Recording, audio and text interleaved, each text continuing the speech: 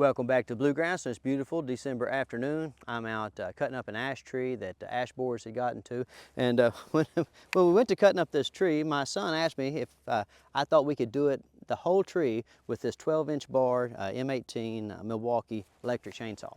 And I said, I don't know, but we'll try. So I'll post some pictures up here, show you the whole process. But it was crazy. We have cut this whole tree up with this saw. And so I have to admit that Milwaukee impressed me, and if you're thinking about getting a battery-powered chainsaw, that's a good one. What we're talking about specifically today, though, is this little dog right here.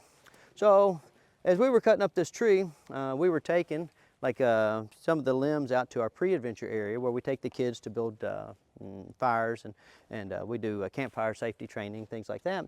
And now this dog, listen, he's been on 100 hikes, he's been all over the place, been out to the farm, he's been doing really well. But I asked him, I said, hey, Titan, you want to get up here on the four-wheeler with me while I go out back? And he balked. And I looked up at the cameraman, and I said, hey, what's going on there? Why'd he balk?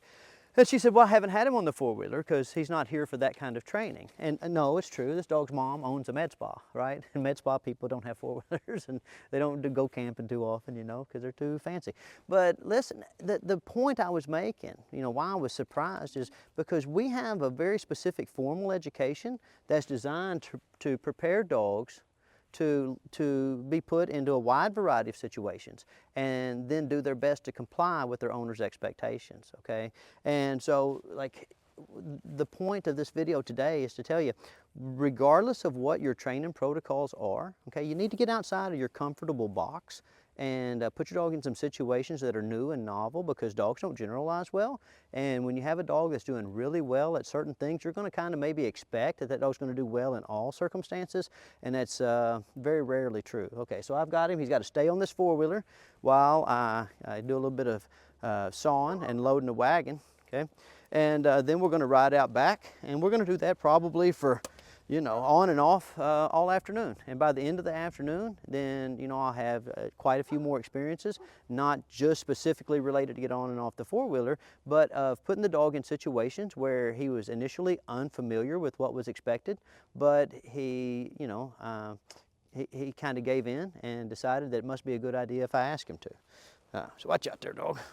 So.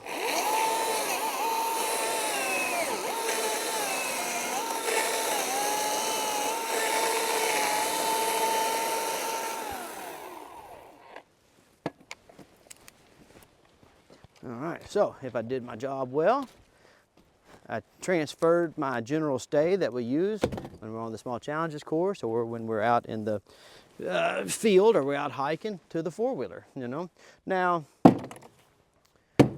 we'll do the four-wheeler a little bit today, and then I'm going to put him in the bed of the truck, and we're going to do it in the bed of the truck, and then I'm going to get the side-by-side out, and we're going to do it in the side-by-side. And, I'm going to make sure that Titan understands that there's never a situation that I would put him in where I don't have complete confidence that he can perform as expected, okay? So that's just a little reminder for you guys. No matter how good your formal training is, no matter how good the dog is at doing the stuff that you work on every day, get outside that box a little bit, experiment, and see if you haven't missed something, because all of us miss something some of the time. All right, I'll see you guys next week.